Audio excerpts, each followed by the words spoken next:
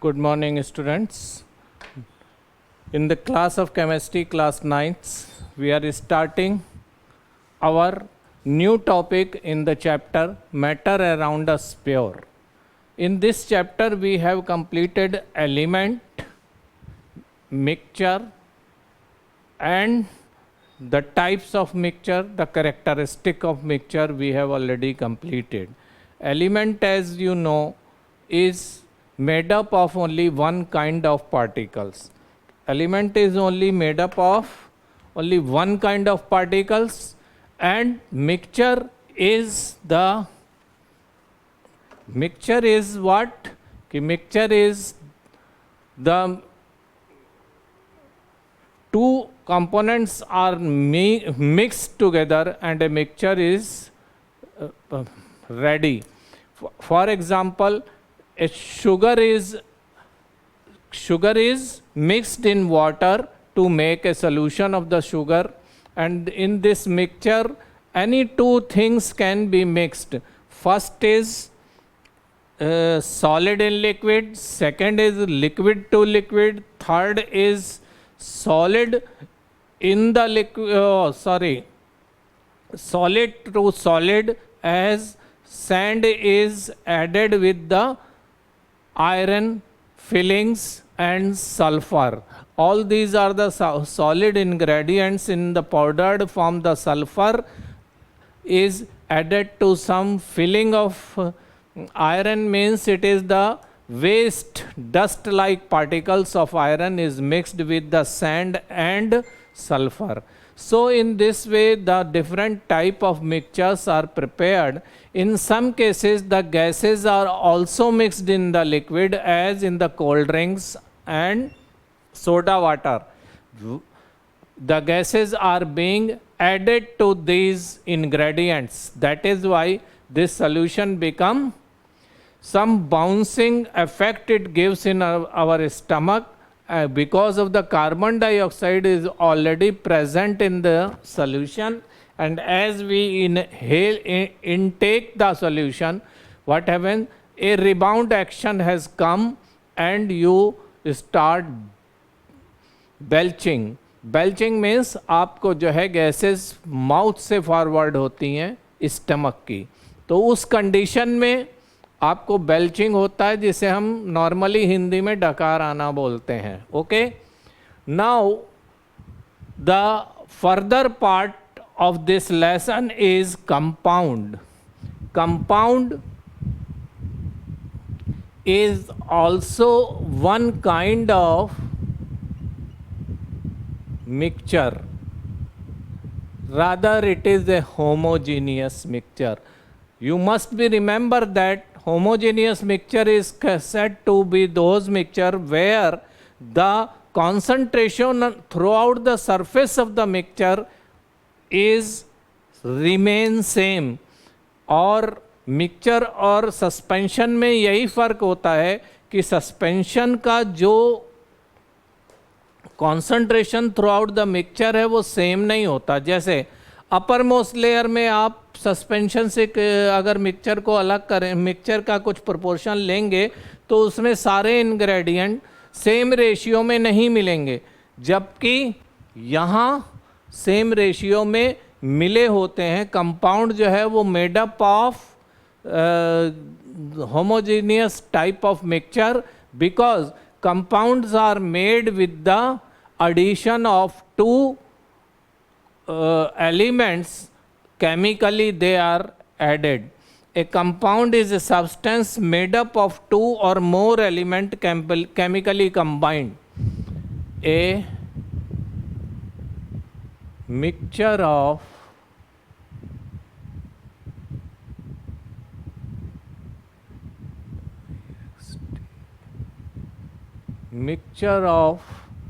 two or more elements,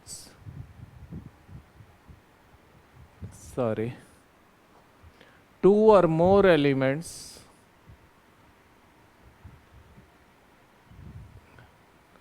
combined, two or more elements chemically combined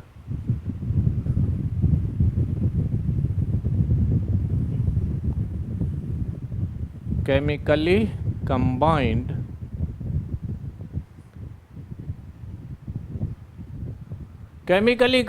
as you know already that in previous classes we have gone through two type of reactions.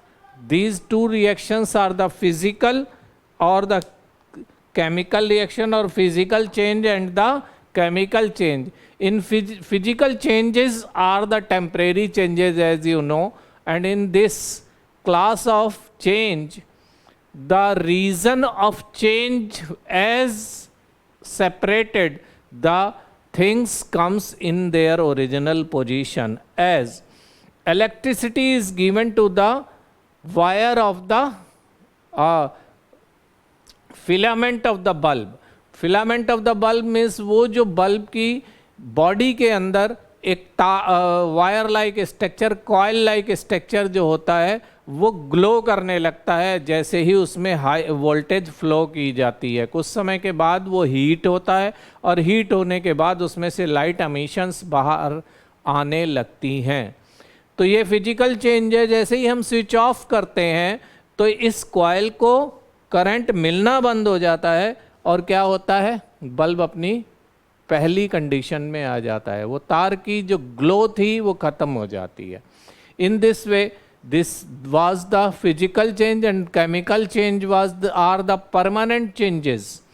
Chemical change से आप किसी common method से अपने components को नहीं ले सकते. जैसे अगर दो कंपोनेंट लाइक हाइड्रोजन और ऑक्सीजन मिलाए गए सर्टेन प्रोपोर्शन में अंडर सर्टेन कंडीशंस, तो क्या होगा, वाटर फॉर्मेशन हो जाती है.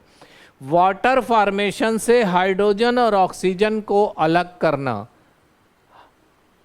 इजी नहीं है. उसके लिए हमें सर्टेन अरेंजमेंट करने पड़ेंगे. अपने आप भी होता है एटमॉस्फेयर में, मगर वो भी एक बड़ी प्रोसेस है. वो क्या करता है, evaporated air means water vapour containing air ऊपर जाती है, टेम्परेचर कूल होता है, प्रेशर बढ़ता है और तब वो फिर से वाटर ड्रॉपलेट में कन्वर्ट होता है और इस तरीके से वो वाटर साइकिल होती है. सो कहने का मतलब कोई भी केमिकल रिएक्शन जो भी है, हाइड्रोजन और ऑक्सीजन के मिलने से वाटर बन रहा है और इस वाटर को हाइड्रोजन और ऑक्सीजन में हम इजीली कन्वर्ट नहीं कर सकते. ठीक है, होता एटमॉस्फेयर में है but it is not easy. So a compound is a substance. A compound is a substance made up of two or more element chemically combined. अब इसका एग्जाम्पल क्या है, एग्जाम्पल है H2O. इसे हम कहते हैं वाटर. ठीक है,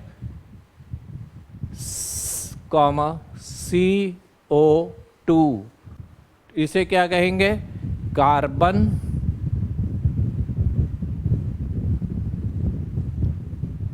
प्लस ऑक्सीजन.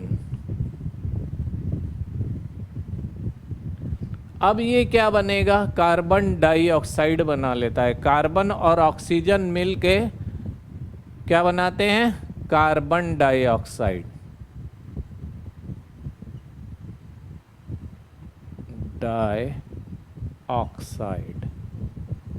ओके. तो कहने का मतलब ये है कि केमिकली कंबाइंड चीज़ें आपस में रिएक्ट करके मिल तो जाती हैं मगर कभी भी वो अलग सेपरेट नहीं की जा सकती. अब इसका एक डेफिनेट रेशियो होता है, कार्बन डाइऑक्साइड हो और चाहे वाटर हो, कि चाहे वाटर हो और चाहे कार्बन डाइऑक्साइड हो, ये एक निश्चित रेशियो में ही मिलते हैं. जैसे hydrogen in water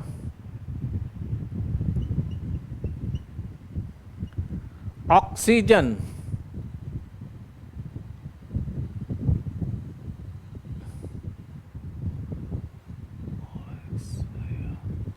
in water oxygen is added to hydrogen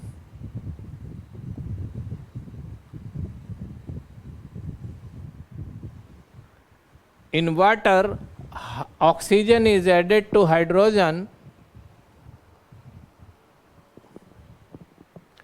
Hydrogen in the ratio, in a definite ratio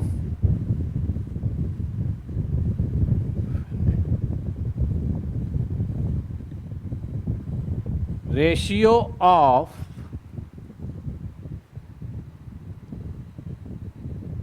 1:8. Here atomic mass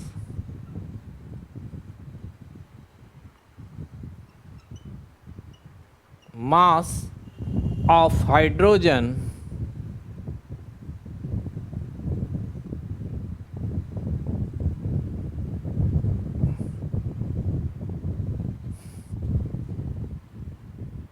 is 2.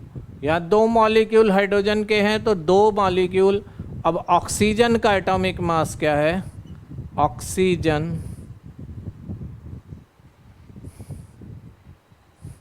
Mass of oxygen and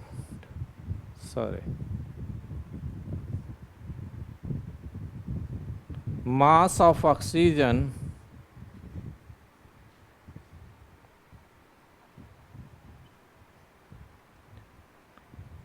is 16. Hence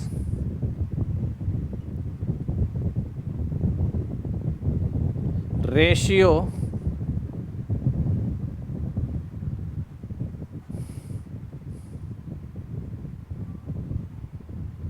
in one molecule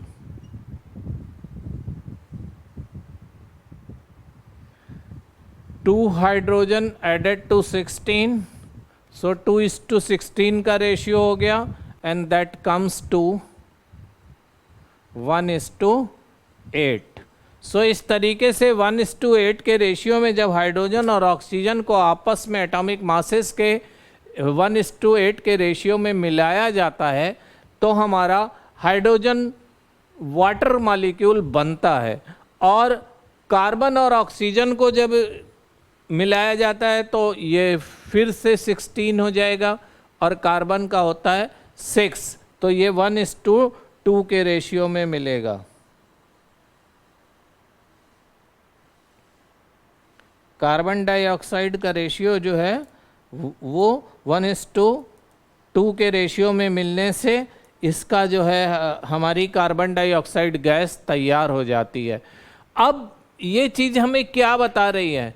compounds are homogeneous in nature. Compounds are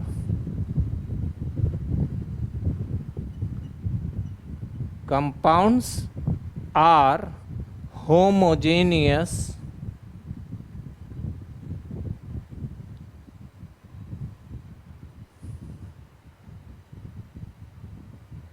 in nature. Clear? Hence, in this way we can say compounds are made up of, in nature they are homogeneous, and homogeneous means what? Throughout the concentration, the ratio between the solute and solvent, or throughout the mixture, the components are added in a definite proportion. वो जो definite proportion है वो यहाँ टूटता नहीं है। और इसके और भी बहुत सारे एग्जाम्पल हैं, जैसे NH3। few examples of compound.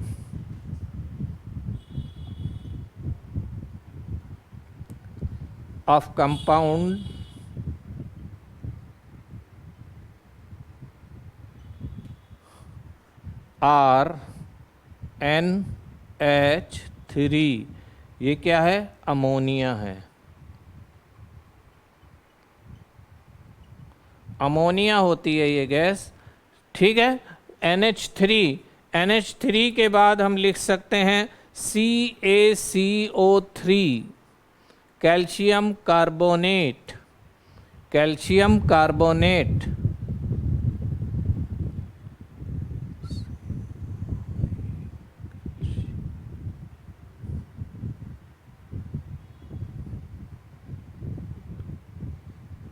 इसका फार्मूला होता है CaCO3। कैल्शियम कार्बोनेट में 3 इंग्रेडिएंट है, जैसा कि मैंने अभी डेफिनेशन में लिखा है 2 और मोर।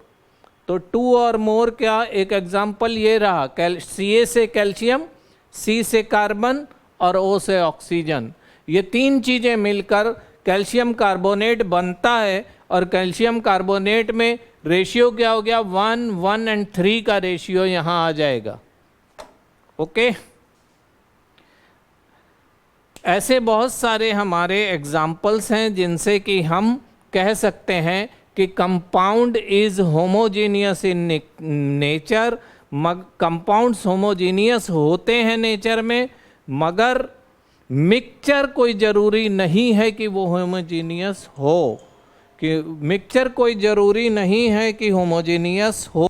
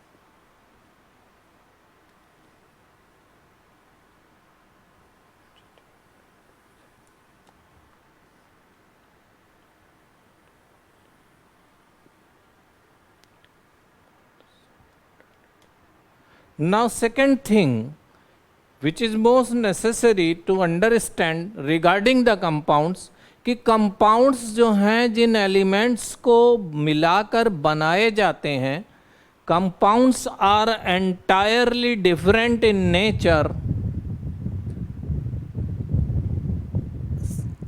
Compounds are entirely different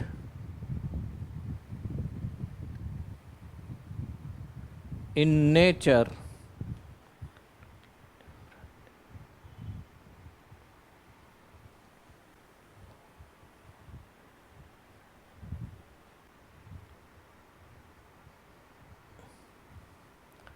Compounds are entirely different in nature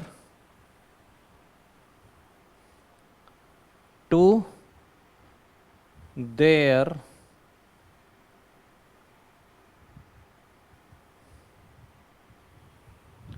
constituents.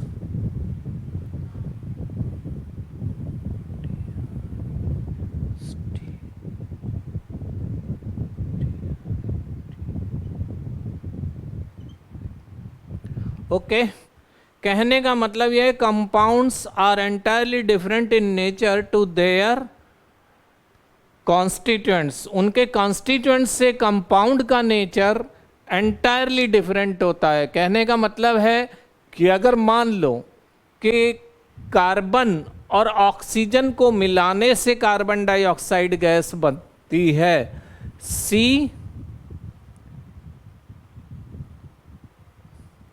plus O2 becomes CO2। ये CO2 हमें देती है, C plus O2 हमें CO2 देती है। करेक्ट? बेटर, यहाँ से शायद नहीं आएगा समझ में। लेट मी सी हियर, कि मैं वो यहाँ पर बता दे रहा हूँ कि आपको जो करना है। एग्जाम्पल, यहाँ जो बात हमने कही है वो यहाँ पे मिलती है।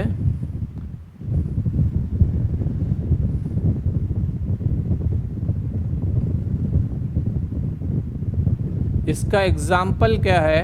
C+O2 carbon CO2। अब CO2 का जो नेचर होगा वो इनमें से किसी एक का हो भी सकता नहीं भी हो सकता, इनकी नेचर बिल्कुल एंटायरली डिफरेंट होगी। ये हम यहाँ कहना चाह रहे हैं compounds are entirely different in nature to their constituents, मतलब जिन चीज़ों से मिलकर उसे हमने बनाया है, कंपाउंड का नेचर उससे एंटायरली डिफरेंट होता है। Now in this way the further compound cannot be separated into its components by physical method। ये first second, compounds cannot be separated, sorry,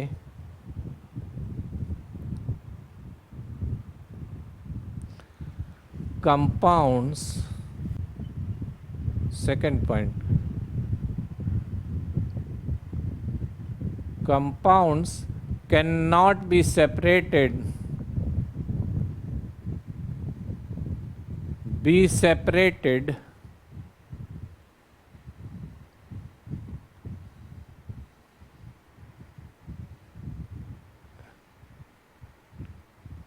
by the common physical method।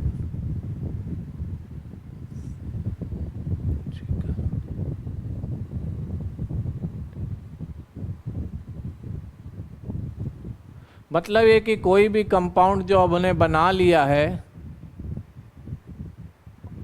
वो common physical method से नहीं अलग होगा। जैसे मैंने बताया कि वाटर के कॉन्स्टिट्यूएंट्स हाइड्रोजन और ऑक्सीजन को लेने के लिए हमें एक सेटअप की ज़रूरत होगी, एक लेबोरेटरी एपरेटस की ज़रूरत होगी। वो डायरेक्टली आपका क्या कहते हैं उसे कि हाइड्रोजन और ऑक्सीजन में अलग नहीं होगा। Common atmospheric pressure and temperature में ये होता है और तभी क्लाउड बनते हैं, मगर वो प्रोसेस में भी जो कॉम्प्लिकेशन है वो हमारा सारा नेचर परफॉर्म करता है, हम नहीं करते, नो डाउट, और ये हो भी जाता है। अब और वैसे ही मैंने एक बल्ब के फिलामेंट की लाइट के प्रोड्यूस होने का भी एग्जाम्पल लिया, वो एक फिजिकल मेथड है। Further the next point is the properties of compound are entirely different from those of its constituents element। This we have done।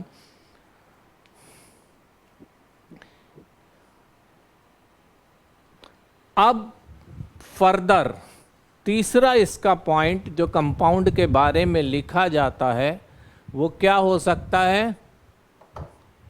Third point is energy either evolved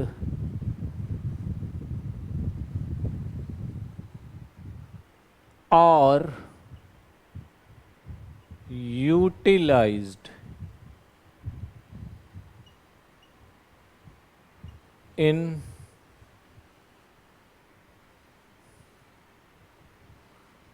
forming compounds।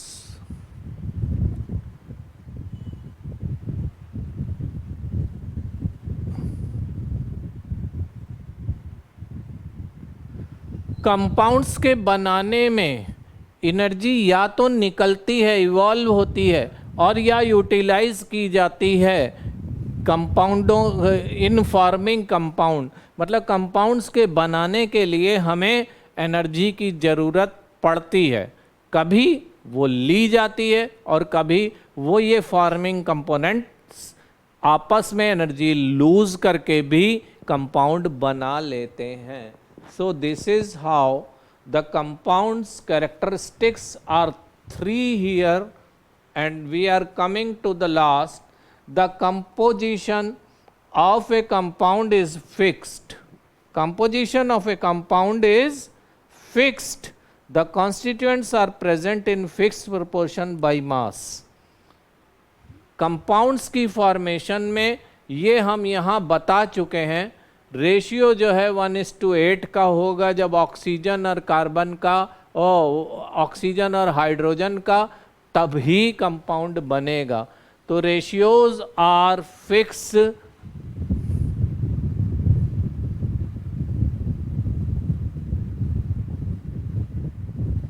For forming A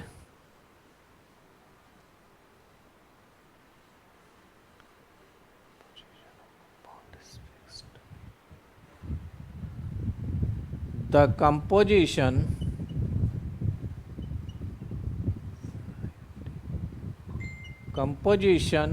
of compound is fixed. किसी भी compound की formation का composition जो है वो fix होता है. Bye there the constituents are present in a fixed proportion. Constituents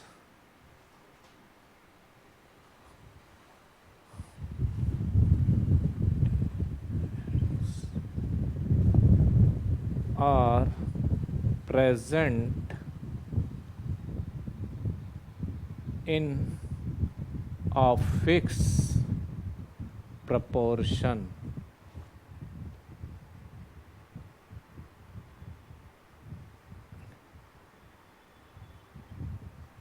ये मास से भी होता है और प्रोपोर्शन से भी होता है. Proportion by mass.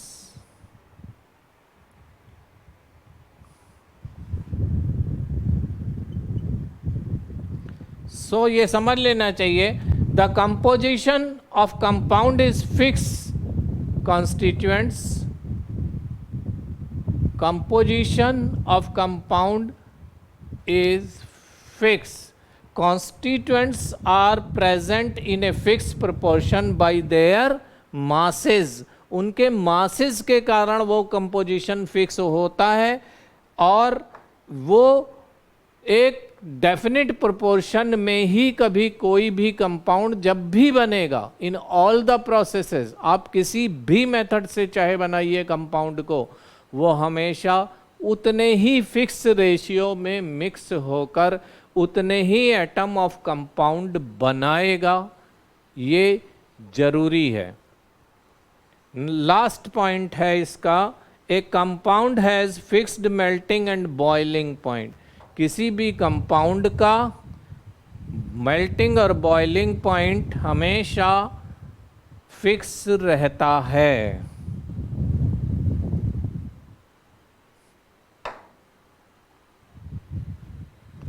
Melting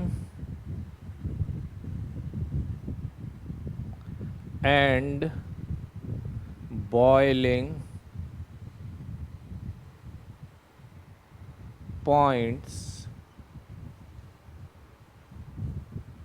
are fixed. Melting and boiling points are fixed for a compound, for every compound.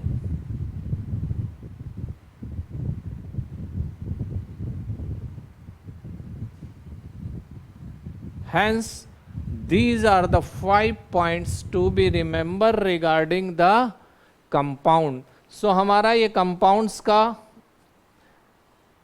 Main चीज़ है, इनकी फॉर्मेशन में इनके क्या कैरेक्टर शो होंगे ये हो गया. और इसके बाद जो हमें करना है वो क्या है, मिक्सचर एंड कंपाउंड ही है, कि मिक्सचर एंड कंपाउंड है, इसका आपस में हम कंपोजिशन, इनका हम अब कंपैरिजन करेंगे। Let us have